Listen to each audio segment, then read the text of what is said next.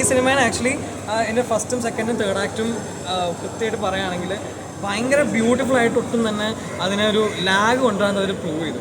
Also ഇതിന് inciting point ഭയങ്കര ഇതിൻ്റെ കണ്ടന്റ് ശരിക്കും അങ്ങനെ എക്സ്പ്ലോർ ചെയ്യാത്തൊരു കണ്ടന്റാണ്. ഇങ്ങനത്തെ ഒരു സാധനം എക്സിസ്റ്റ് ചെയ്യേണ്ടതെന്നുള്ളത് ഒരുപാട് പേർക്ക് അതിന് അറിയാത്തൊരു സംഭവമാണ്. എസ്പെഷ്യലി ഇതിലൊരു വില്ലൻ സാധനം വരുമ്പോഴേക്കും അങ്ങനത്തെ ഒരു പാർട്ടിലേക്ക് ഈ ഒരു സാധനം കൊണ്ടുവരുമ്പോഴേക്കും ഇറ്റ്സ് നോട്ട് ജസ്റ്റ് ഒരു വില്ലൻ മാത്രമല്ല, there are so many people. അപ്പോൾ അങ്ങനത്തെ ഒരു ട്രൂത്ത് ഇതിൽ ഭയങ്കരമായിട്ട് അതിനെ കൊണ്ടുവന്നതിൽ ഭയങ്കര രസമുണ്ടായിരുന്നു. ഇതിൻ്റെ ആക്ഷൻ സീക്വൻസസ് ഭയങ്കര ബ്യൂട്ടിഫുൾ ആയിരുന്നു. ഡബ്ബിങ് ടെക്നിക്കാലിറ്റി ഇച്ചിരി ശോകമായിരുന്നു, ബിക്കോസ് ചില ഡയലോഗ്സ് ഒന്നും വന്നിരുന്നില്ല. ആൻഡ് ചിലതിൽ അവർ തെളിവ് തന്നെ ആഡ് ചെയ്യാൻ ചെയ്തത്. സോങ്സ് അൺനെസസറി ആയിട്ടില്ല, അൺനെസസറി വയലൻസ് ആക്ച്വലി ഇല്ല. എന്തെന്ന് പറയുന്നത് വെച്ചാൽ വെറുതെ ഒരാളങ്ങനെ കൊല്ലുന്ന അങ്ങനെയല്ല. ഇതിൽ വേണ്ട വയലൻസ് ആണ്, ബിക്കോസ് ആ കണ്ടന്റ് അങ്ങനെയാണ്. Content is purely violence driven. And അത് അങ്ങനെ അപ്പോൾ ഞാൻ ഒരാളെ കൊല്ലുകയാണെങ്കിൽ അത് എന്തുകൊണ്ട് ആ രീതിയിൽ കൊല്ലുന്നു എന്നുള്ളത് നമുക്ക് ക്വസ്റ്റ്യൻ ചെയ്യാനുള്ളൊരു സംഭവം വരുന്നില്ല അവിടെ. ആൻഡ് അധികം അങ്ങനെ ഭയങ്കര സ്പൂൺ ഫീഡിങ് ആയിട്ട് ബോറടിപ്പിക്കുന്നില്ല. അത്യാവശ്യം സക്ലിറ്റി ഉണ്ട്, ഞാൻ നന്നായി ചെയ്തിട്ടുണ്ട്.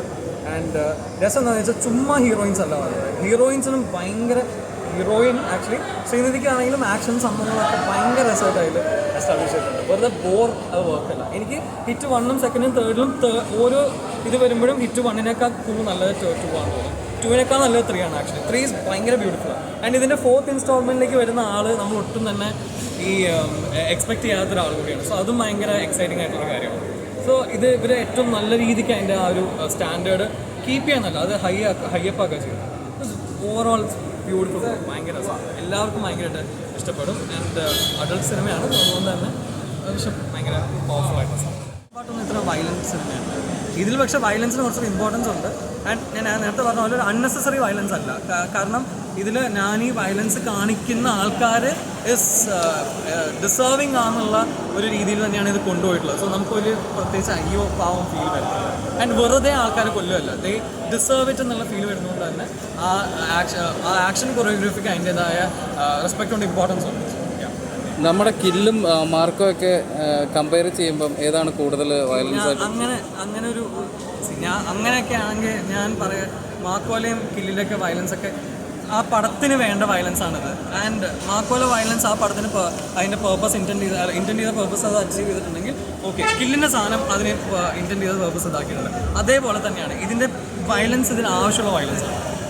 ഈ പടത്തിന് ഒട്ടും തന്നെ ലാഗില്ലാതെ അല്ലെങ്കിൽ അനാവശ്യമായിട്ട് ചുമ്മാ ഫൈറ്റ് സീക്വൻസ് അല്ല. ഇതിൽ ഓരോരുത്തരും അടി കിട്ടുന്നതിനും അതിന് ഡിസേർവിങ് ആയിട്ടുള്ള അത് ഇതിൻ്റെ കണ്ടന്റ് അങ്ങനത്തെ ആയതുകൊണ്ടാണ്.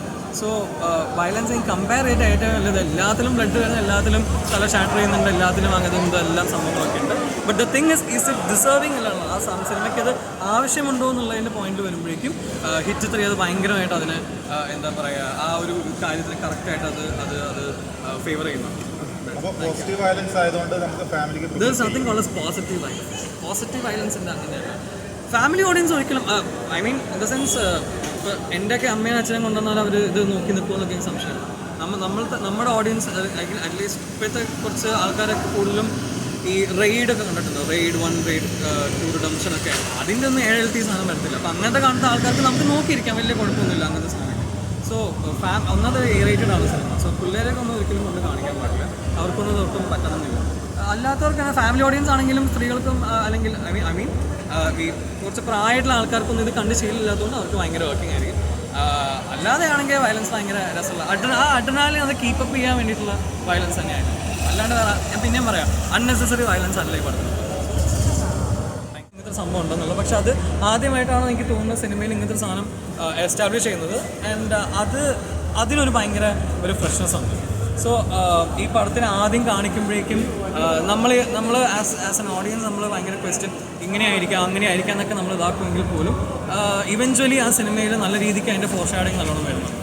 ആൻഡ് അത് ഭയങ്കര രസമായിട്ട് അത് ഇംപ്ലിമെൻറ്റ് ചെയ്തിട്ടുണ്ട്. ആൻഡ് ഇതിൻ്റെ ആക്ഷൻ കൊറിയോഗ്രഫി നല്ലതാണ്. അൺനെസസറി വയലൻസ് ഇല്ല.